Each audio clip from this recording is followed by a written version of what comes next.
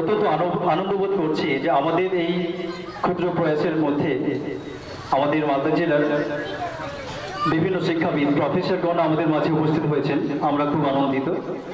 আমাদের মধ্যে আমরা পেয়েছি নাজমুল হক সাহেবকে, ডক্টর নাজমুল হক, প্রফেসর আরবি বিভাগ, গৌড়বঙ্গ ইউনিভার্সিটি। আমরা এখানে ডক্টর শামসুল হক সাহেব, প্রিন্সিপাল, গাজল কলেজ। আর আমার ডান প্রান্তে রয়েছেন আমার ব্যক্তিগতভাবে আমার শিক্ষক, এবং উনি বিগত কয়েক বছর ধরে স্কুল সার্ভিস কমিশনের চেয়ারম্যানের পদ অলঙ্কৃত করেছেন। তিনি হলেন আব্দুল ওয়াহাব সাহেব, বর্তমান প্রফেসর, শামসি কলেজ। ওনাকে ধন্যবাদ জানাই।